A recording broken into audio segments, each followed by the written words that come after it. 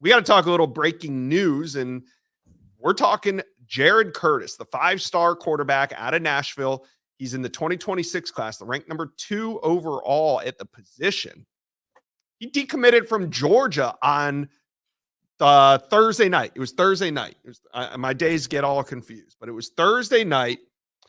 Jared Curits, kind of out of nowhere, decommits from Georgia, number 8 player overall, committed to the Dogs in March, decommits in October.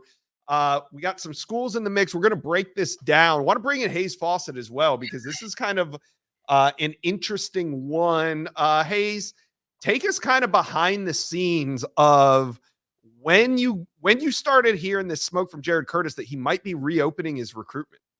So he hit me up the day before he announced, and he actually told me he was planning on doing it about 2 or 3 weeks from the date.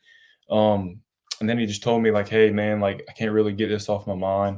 I'm going to go ahead and do this now. Made the call to Georgia, told the staff. And then the next day, he ultimately decommitted from the Dogs. Man, so it all kind of happened like within like a 48-hour period. I mean, obviously it was on his mind, but his decision to do it on Thursday just kind of happened. Yeah. All right. Steve, take us behind the scenes of this one. Why do you think Jared Curits pulled his commitment from Georgia? I think it just ultimately he feels like he committed too early, and he wanted to continue to have dialogue and visit other programs to be sure of his decision.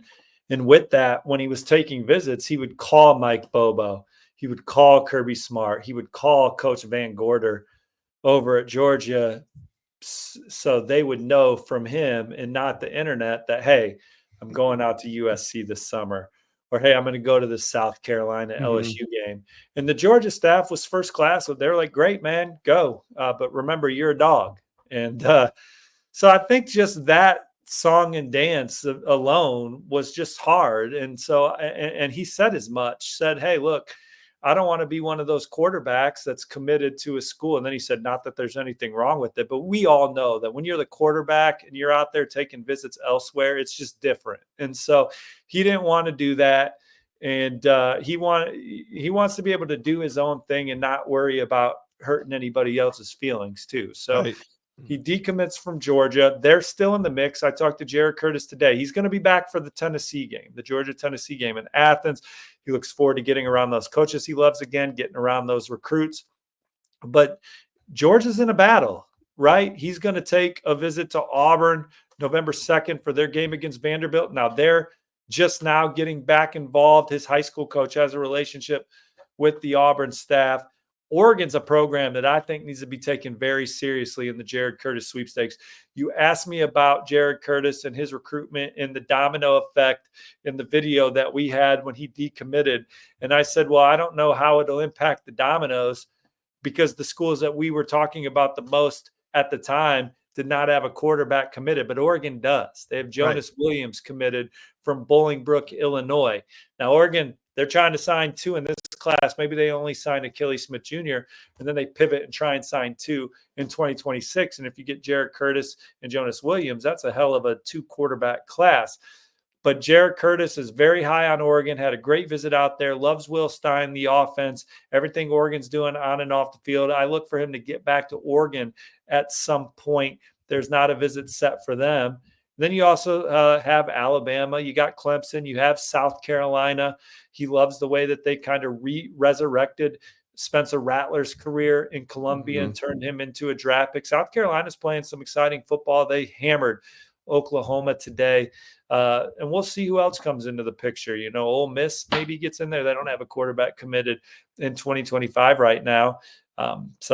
But that's kind of where it stands. You got Georgia, you got the Auburn visit and the Georgia visit, and I think Oregon's a team that's really got a chance to make a major move with Jared Curits as he continues with his process. All right, let's bring back that graphic of the top 10 2026 quarterbacks. So you can see here the 2 orange at 2 and 3. Those are the only 2 uncommitted top 10 quarterbacks for 2026. So really the dominoes fell this offseason and into the fall. You got Faison Brandon going to Tennessee, Dia Bell to Texas, Brady Smeagol, he's Florida State, Jaden O'Neal, Oklahoma.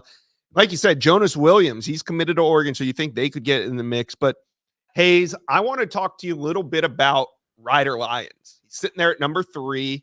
We talk about him a lot on this show with USC, but you've been communicating with him a little bit. Who do you think are the top teams for Ryder Lyons, and does Georgia show interest in Lyons now that they don't have a quarterback? Yeah, definitely. I exchanged some texts with Ryder Lyons before the Jared Curits decommitment happened, which at the time he didn't know about happening. And we were, communicating. He wanted to put out a top schools, but essentially wanted to wait to see about Georgia, because he said Georgia had been picking up steam with him heavily and was kind of debating whether to put him in or not. And obviously, in my opinion, with Jared Curits decommitting, maybe Georgia goes after Ryder Lyons hard. I don't know. All right. Yeah. We've seen through the years a lot of these guys make these early commit. I mean, Dylan Raiola comes to mind. He committed to Ohio State before Georgia, really, So we're talking about Jared Curits kind of getting his first commitment out of the way. So, Steve, I know Jared Curits, fresh off this decommitment, isn't thinking about a commitment per se, but what's a realistic timeline for Jared Curits to make another decision? Well, my guess is that he is going to go to some games this fall, and then that takes you into the off season, right? I think that he'll take official visits in the spring, maybe some in the summer, and make another commitment. He is not in any hurry. Yeah. He is as talented a thrower of the football as there is in the country, regardless of class. He is coveted by several schools. There'll be some new suitors. He's just now getting to know the new Alabama staff, wants to reconnect with Clemson.